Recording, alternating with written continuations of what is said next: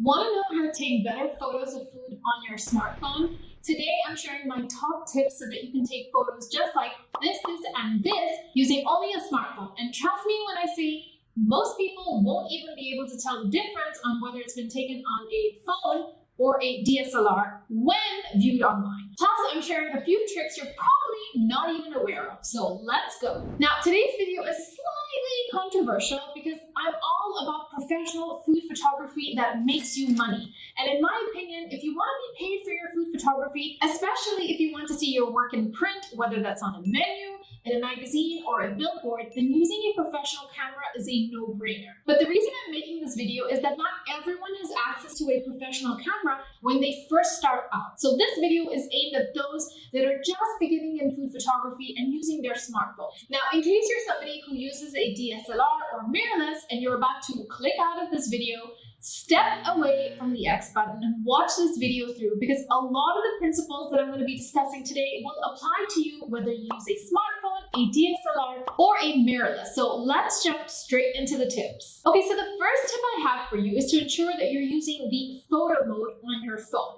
Now, when you hold onto your camera, you'll notice that there's actually quite a few different modes, such as video, photo, portrait, or square. And you really don't want to be using something like portrait, for instance, because that's going to blur out parts of your image. Now, the portrait mode basically tries to act like the aperture function on your camera and create that blurred out bokeh.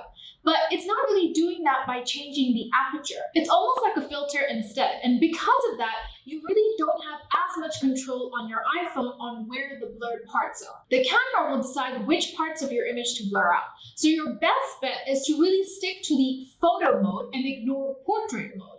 And whilst we're on the subject of modes, I also highly recommend that you don't zoom in and zoom out on your camera iPhone, as this will not only reduce the resolution, but also introduce aberrations or fisheye effects into your images. Okay, so the next tip I have for you has to do with the angle that you're using for your food photos when using a smartphone. Now, what you need to remember with phone cameras is that the lens is a wide-angle lens. And without getting into any of the technicalities, what that means is that it captures more of your scene, but in return, you also get more of a fisheye effect, especially when you're taking photos from a 3/4 angle. So if you're using a phone camera, the best angles to shoot from are either from on top, where your camera is parallel to your food, like a flat lay image, or completely head-on or straight on. Anything that's in between may look slightly unnatural or odd. That's not to say you can't use the in-between angles, it just means it won't look as flattering as it would do on a DSLR camera. So here's an example when trying to take a shot from an aerial or overhead angle, and then as I come down, you can see that I've got a little bit of distortion until I'm completely head-on, which again is a great angle for camera phone users. So if you're using a mobile phone to shoot food, then I recommend sticking to the overhead or the straight on angle. Now, whether you're using a camera phone, a DSLR, or a mirrorless, or even a film camera to take photos of food, lighting is one of the most important aspects of your photography. So let's see how you can control the exposure on a phone camera. Now, when you open up the camera app and you focus on your scene like this, most people would tap on the screen until they see the square and the sun image, and then you can scroll up and down to actually control the exposure in the image like this. But the issue with this is that as soon as you tap into another area of the screen like this, not only are you changing the focus, but the exposure actually goes back to 0. So here's how to control both the focus and the exposure independently at the same time. So the first thing you want to do is tap on your screen where you want to set your focus. When you tap the screen, make sure that you keep your finger on the screen until the AEAF lock turns on. Your focus has now been fixed to that spot. Now you want to press the arrow button, and when you do that, you'll see a few more options come up on the bottom of your screen, such as turning the flash on and off, changing the crop of your image, and turning on a timer. But if you press the plus button, you can now use the slider at the bottom of your screen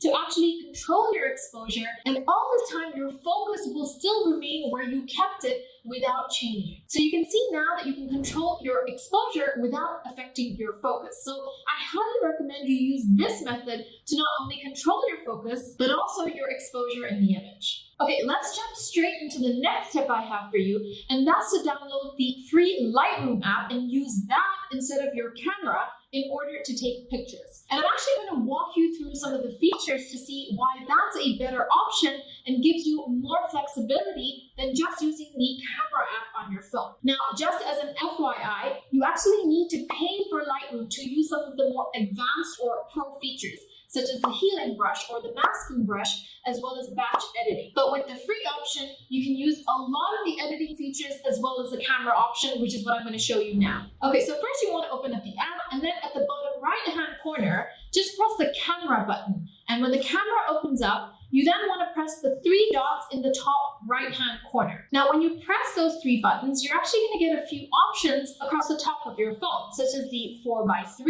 This allows you to change the aspect ratio. So if you're shooting for Instagram Reels, then you might want to change the aspect to 16:19. Or if for whatever reason you want to shoot square, you can do that by using the 1:1. So you have a few different aspect ratios or crops that you can use. You also have a timer here in case you want to use that, especially if you're using a slow shutter speed, which we will discuss later.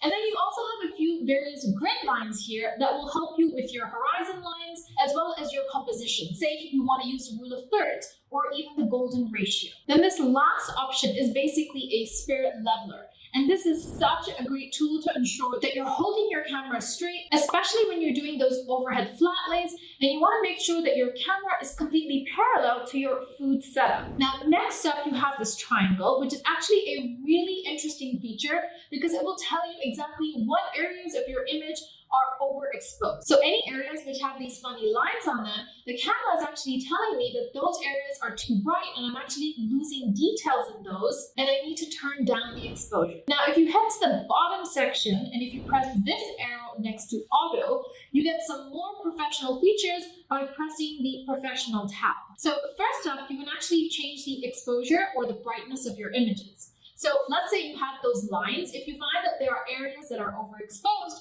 you can actually toggle the slider left and right to adjust for that. You can also change the shutter speed here, which will obviously affect your exposure, but in case you wanted to capture movement or perhaps blur out parts of your image, like a hand whisking, for example, and you want to blur that out, then you can adjust that over here. There's also a slider to adjust the ISO. So again, if you're finding that your image is too dark and you want to bump up the ISO, or perhaps it's too bright and you want to reduce it, this is where you can do that. And then there's also this feature to adjust the white balance. So just like you have in a normal camera, like a DSLR, where you can adjust the white balance for tungsten light, fluorescent light, daylight, a cloudy day, or even a custom white balance, you can do exactly the same in your camera phones as well. So next, I want to tell you about the manual focus button, which is the plus sign that you see at the bottom that is currently set to auto. So what this does is it tells the camera where in your scene to focus and how much of the scene should be in focus. Now, currently, the camera is making the decision for you where it's going to focus. And even when you tap on the screen, you're not really telling the camera how much or what the depth of field should be.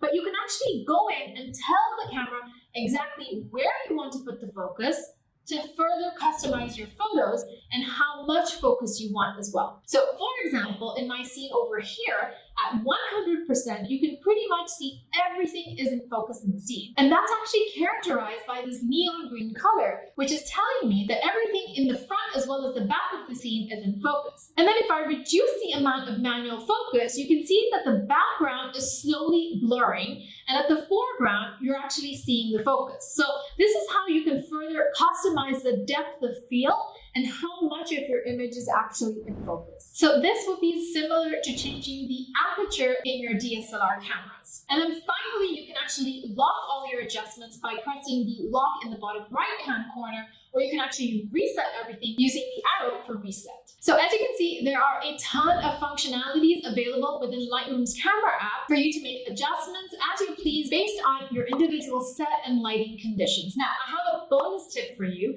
And when you're photographing on your phone, whether that's on a smartphone using the native camera app or even the camera feature within another app such as Lightroom, you want to ensure that you switch off flash. Really, under no circumstances, even at night when you have no natural light, you do not want to be using your in-camera flash. That's just a big fat no. Like, turn it off right now. Now, I've taken plenty of pictures on my phone today, and in next week's video, I'm actually going to do a full edit on my phone using the free Lightroom app. You'll be able to see how I take this image over here and turn it into this image over here.